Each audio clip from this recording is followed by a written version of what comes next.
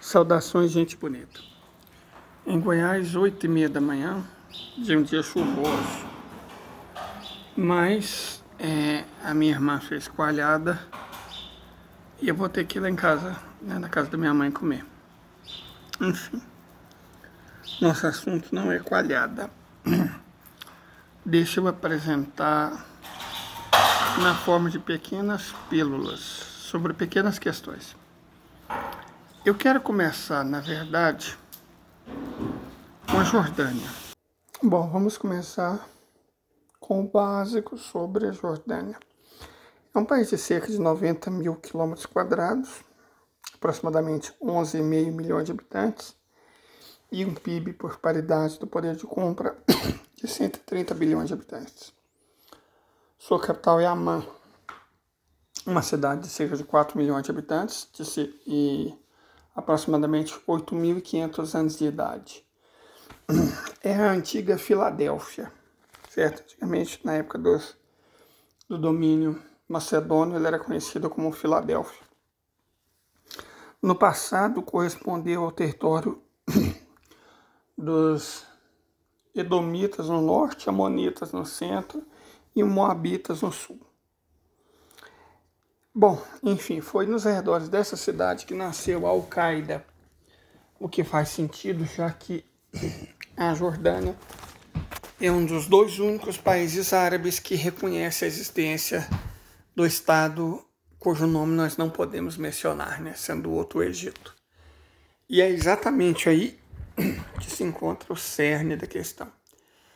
Está havendo uma série de grandes manifestações em Amman, né, capital da Jordânia. A Jordânia, só lembrar, é uma monarquia, tá? A Jordânia é uma monarquia semi-constitucional. E a polícia jordaniana vem reprimindo com dureza as pessoas que protestam frente à embaixada do país cujo nome nós não podemos dizer. E isso tem criado uma ampla insatisfação e até mesmo revolta. Como eu já disse em outros vídeos, a Jordânia é um país que não faz sentido existir. Certo? Amman, eu também já disse, tem uma posição geográfica privilegiadíssima para ser um hub do comércio internacional quando a Palestina for libertada. Porque com a libertação do Negueb, o Negueb serve de rota entre a África e a Eurásia. E essas rotas comerciais vindas principalmente da China, elas tendem a passar por Amman. Perfeito? Então, Amman já é um entroncamento comercial e de transporte. Porque, ainda sob o domínio otomano, ela era a estação principal entre Istambul e Medina, na atual Arábia Saudita. Então, ela já tem essa função que está se ampliando. E com a libertação do Negueb, essa função tende a ser mais bem aproveitada, inclusive. Repito, um hub de transporte e comércio entre Ásia e África, que a existência do Estado ilegítimo impede, mas assim que essa existência ilegítima for removida, é quase certo que a Jordânia vai ser um dos polos globais de comércio. No entanto, o reino hashemita, aliado de primeira hora do Estado ilegítimo e dos Estados Unidos, é um obstáculo. E, bom, não é um obstáculo somente aos chineses, é um obstáculo aos sauditas. Então, não estou dizendo, não estou afirmando, mas a chance de que os sauditas tenham conexão com essas revoltas populares que podem se transformar em levante e que pode exigir que a Arábia Saudita, no resguardo dos interesses do povo islâmico, entre no país, bom, isso é cada vez mais uma possibilidade. Como eu disse, a Jordânia só faz sentido pertencendo à Arábia Saudita. E se nós queremos que os árabes se unam, é necessário diminuir o número das nações árabes, certo? Então, incorporar a Jordânia ao Reino Saudita, considerando que Sua Alteza Real, o príncipe Mohammed bin Salman, é um protetor do povo e da religião, com certeza vai beneficiar a vida de todo mundo. E é aquilo no qual nós acreditamos, inclusive. O próximo caso que merece nossa atenção é o da Armênia. A liderança armênia, sob o traidor Nikol Pashinyan, que entregou Nagorno-Karabakh para o Azerbaijão e, não satisfeito, está entregando o território da antiga República Socialista da Armênia para os azeres. E o interessante, ele está fazendo tudo isso e culpando os russos, certo? Ao mesmo tempo em que ele tenta colocar essa pobre nação asiática tanto na União Europeia quanto na OTAN. Não vai acontecer.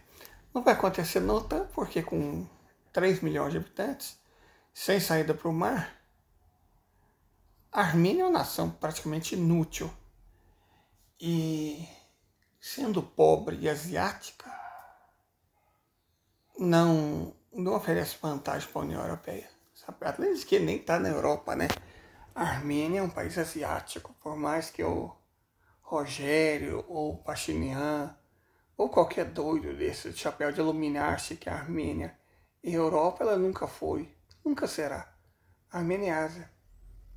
Então por isso ela não vai ser aceita em nenhuma das duas organizações. Mas com base nessa loucura, nessa insanidade, né? E também provavelmente recebendo o mesmo apoio que o príncipe dos sociólogos, o golpista traidor e o ladrão de joias devem ter recebido, se é que vocês me entendem, o Pashinyan insiste nessa bobagem, cara, de irritar a Rússia, de afrontar a Rússia e o Irã também. Então, se eu fosse um país menos populoso que a Paraíba, com ridículos 3 milhões de habitantes, eu não mexeria com um país tão poderoso, não. Porque o Ocidente já deu mostras do que faz quando um aliado deixa de servir. Só perguntar para o Vietnã do Sul. Só perguntar para a Ucrânia. Só perguntar para a Geórgia, que inclusive é vizinha da Armênia, o que é que acontece quando um país deixa de servir aos interesses do Ocidente ou simplesmente se torna um incômodo. Então esse delírio do Pashinyan, e eu acredito que um delírio muito bem pago, vai destruir a Armênia. Só não vai porque a tendência é que os russos a salvem, reincorporando-a ao próprio território. Certo? É nisso que, a respeito desse caso, a gente acredita.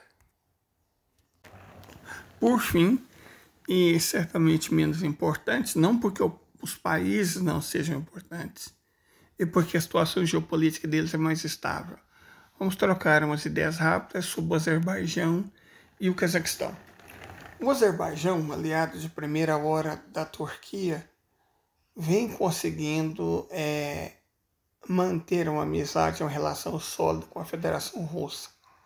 E, ao mesmo tempo, tem conseguido aplanar as pequenas diferenças com o Irã.